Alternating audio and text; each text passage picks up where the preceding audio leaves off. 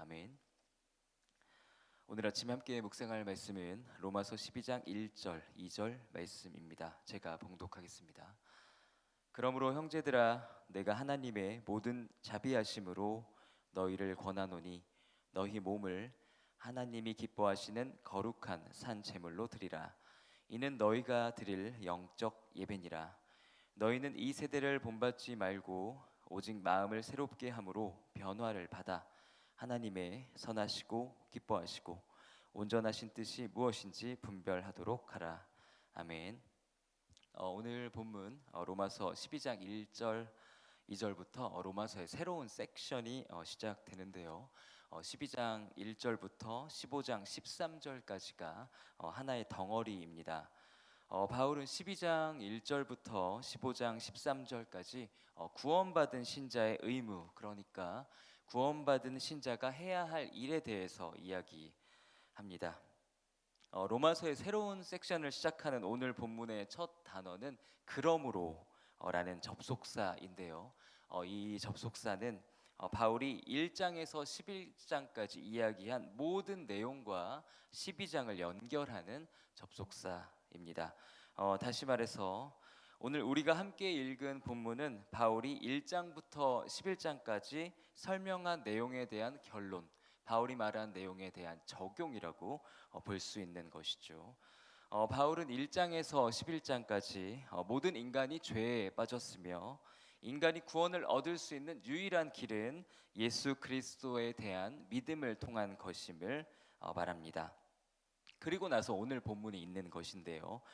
본문에서 바울은 이렇게 하나님의 자비하심으로 구원을 얻게 된 그리스도인들이 이제 어떻게 살아야 하는지에 대해서 말합니다. 바울은 신자의 삶에 대해서 두 가지 방식으로 설명을 하는데요. 오늘 아침에 바울이 말하는 신자의 삶에 대해서 함께 묵상해 보기를 원합니다. 첫 번째로 바울이 말하는 신자의 삶은요, 자기 자신을 온전히 주님께 드리는 그런 삶입니다.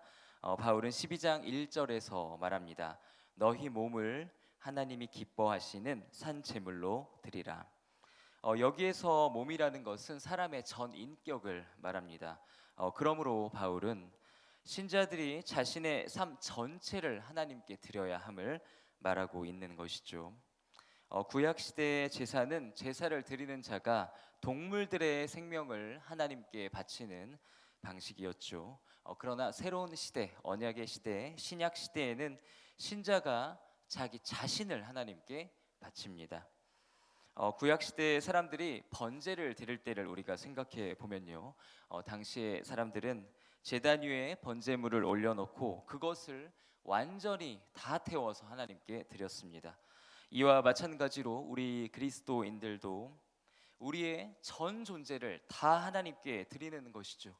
다시 말해서 바울이 말하고 있는 그리스도인의 삶은요, 삶의 모든 영역이 주님께 다 바쳐진 삶인 것이죠. 우리의 인생을 만약 비행으로 비유해 본다면요, 주님과 내가 비행기를 함께 조종하는 것이 아닌 것이죠. 오직 주님 한 분이 우리의 삶의 유일한 파일럿이신 것입니다.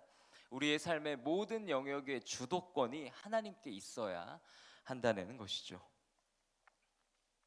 바울은 우리가 가진 모든 것들, 우리의 관계, 우리의 일, 진로, 꿈, 재정, 건강, 생각, 감정, 이러한 모든 것들이 우리의 것이 아니고 주님의 것임을 이야기하고 있습니다. 오늘 아침에 이 말씀을 묵상하시면서 우리의 삶을 돌아보기를 원하는데요, 나의 삶에서 주님께 주도권을 드리지 못한 영역들, 아직도 세속적인 영역들, 나의 삶에서 여전히 세상과 타협하고 있는 부분들을 생각해 보았으면 좋겠습니다. 여러분의 삶에서 정복되지 않은 죄악이 무엇입니까? 매일의 삶에서 하나님이 아닌 다른 존재가 나의 주인이 되는 장소, 그 시간이 언제입니까? 우리 자신에게 질문할 필요가 있습니다. 구원받은 신자들이 가장 먼저 해결해야 할 문제가 무엇입니까? 그것은 바로 주님께 바쳐지지 못한 나의 삶의 부분들인 것이죠. 오늘 우리가 기도의 자리로 나아가기를 원합니다. 우리의 연약함을 고백하고 주님께서 우리의 삶을 온전히 다스리시도록, 주께서 우리의 전 존재의 왕이 되시도록 기도하기를 원합니다. 두 번째로 바울이 말하는 신자의 삶은 2절에서 찾을 수 있는데요. 2절 말씀 다시 한번 보시면요. 너희는 이 세대를 본받지 말고 마음을 새롭게 함으로 변화를 받아 하나님의 선하시고 기뻐하시고 온전하신 뜻이 무엇인지 분별하도록 하라. 아멘. 12장 2절 말씀은 세 가지 행동에 대해서 말하고 있습니다. 하나씩 살펴보시면요. 첫 번째, 이 세대를 본받지 않는 것입니다. 여기에서 이 세대라는 것은 진리의 하나님과 분리된 세상을 말하는데요. 하나님의 말씀과 어긋나게 행하는 세상을 말하는 것이죠. 인간 사회에서 자주 일어나는 일이 있는데요. 그것은 사회의 구성원들이 많은 사람들이 옳다고 말하면 그것이 당연히 진리라고 믿는 일입니다. 다른 말로 한다면 사회의 여론이 진리라고 믿는 것이죠. 그러나 우리 그리스도인들은 이 세상의 풍조를 따르는 사람들이 아니죠. 우리에게 진리는 사람들의 의견이나 요즘 인기 있는 생각이 아니라 하나님의 말씀임을 믿습니다.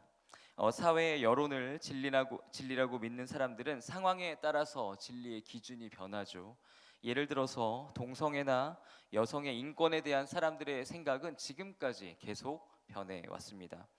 그러나 우리는 하나님의 고정된 말씀을 절대적인 진리로 믿는 사람들입니다. 그러므로 우리는 항상 일관된 기준을 가지고 살게 되죠. 상황에 따라서 입장의 차이가 생기지 않는 것입니다. 사랑하는 성도 여러분, 우리가 따라야 할 것은 사회적인 대세가 아님을 기억하시기를 바랍니다. 우리가 따라야 할 것은 하나님의 거룩한 말씀인 것이죠. 또한 우리가 본받을 대상은 시시각각 변해가는 이 세대가 아닌 것입니다. 우리가 본받을 대상은 우리의 주님 예수 그리스도이심을 믿습니다. 2절에서 말하고 있는 그리스도인이 해야 할 두 번째 행동은요, 마음을 새롭게 함으로 변화를 받는 일입니다. 이 명령에서 마음을 새롭게 함으로 이렇게 번역된 표현은요, 헬라어 원문으로 보면 반복적인 행동을 묘사하는 동사를 사용하고 있습니다. 그러므로 바울에 의하면 그리스도인은 계속해서 자신의 마음을 새롭게 해야 하는 것이죠. 그렇게 반복적으로 마음을 갱신하다 보면 우리의 삶에 변화가 일어나는 것입니다. 그렇다면 우리가 어떻게 우리의 마음을 새롭게 할 수 있을까요? 그것은 말씀과 기도를 통한 것입니다. 공예배를 통해서 개인의 말씀 묵상을 통해서 끊임없이 우리의 마음의 상태를 점검하고 주님께 헌신할 것을 결단하는 일이 반복되어야 하는 것이죠. 2절에서 말하고 있는 그리스도인들이 해야 할 마지막 행동은요, 하나님의 선하시고 기뻐하시고 온전하신 뜻이 무엇인지 분별하는 일입니다. 그리스도인의 삶에서 가장 중요한 것은 하나님의 뜻이 되어야 하는 것이죠. 우리의 삶에서 하나님의 뜻이 그 어떤 것보다 최고의 권위를 가져야 합니다. 그리스도인을 한마디로 정의한다면 어떤 상황에서도 하나님의 뜻을 따르는 사람이라고 말할 수 있습니다. 사랑하는 여러분, 여러분의 삶의 최대 관심사가 무엇입니까? 그것이 하나님의 뜻이 되기를 주님의 이름으로 축복합니다. 우리가 사활을 걸어야 하는 것은 부자가 되는 것도 아니고 명예를 얻는 것도 우리의 자녀들을 성공시키는 일도 아닌 것이죠.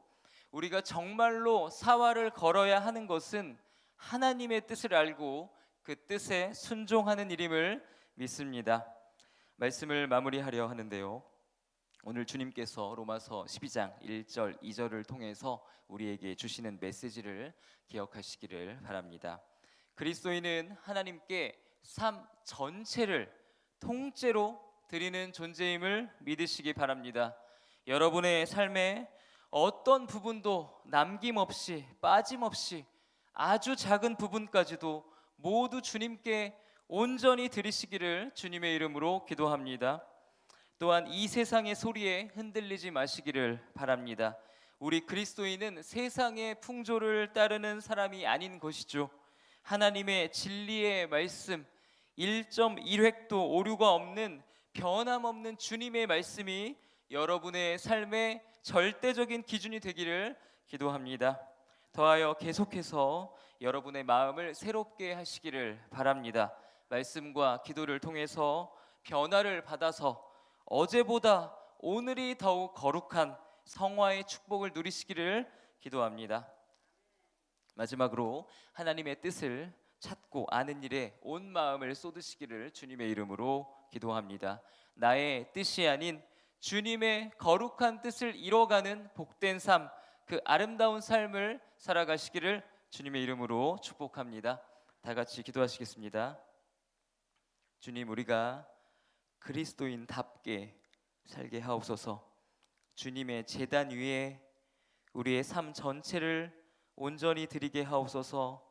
우리의 시간도 에너지도 젊음도 달란트도 물질도 감정도 생각도 모든 것을 주님께 드리게 하옵소서. 또한 이 세대의 생각이 아닌 하나님의 말씀을 신실하게 따르며 매일매일 변화되게 하옵소서. 하나님의 뜻을 찾고 순종하는 일에 우리의 삶에 우선순위를 두게 하옵소서. 예수님의 이름으로 기도드립니다. 아멘. 이 시간 다음과 같은 기도의 제목으로 기도드리겠습니다. 지금 들은 말씀이 내 삶으로 이어지게 하옵소서. 이 나라의 지도자들을 축복하시고 하나님을 경외하는 마음을 주옵소서. 구교구 싱크와 10교구 다음 세대를 축복하시고 하나님의 은혜를 구체적으로 경험하여 신앙적으로 성장하게 하옵소서. 몸과 마음이 아픈 이들, 믿음이 연약한 이들을 회복시키시고 오늘을 새롭게 살아갈 힘을 주옵소서. 오늘 수요 예배에 큰 은혜를 주옵소서. 공동의 기도 제목과 각자의 기도 제목을 따라서 자유롭게 기도하시다가 삶의 자리로 나아가시겠습니다. 하나님 감사합니다. 오늘 우리를 예배 자리로 불러주시고 주님 기도할 수 있는 은혜, 하나님의 말씀에 청종할 수 있는 은혜 주신 것 감사드립니다. 오늘 주님의 말씀 우리가 기억하며 적용하며 살아갈 수 있도록 인도하여 주시옵소서. 하나님 아버지, 주님 우리의 삶을 온전히 주님 앞에 산채물로 드리기를 원합니다. 번제물로 드리기를 원합니다. 우리의 삶 가운데 정복되지 못한 영역들, 주님의 다스리심을 받지 못한 영역들 주님께 고백하며 나아가오니 하나님 우리를 변화시켜 주시옵소서.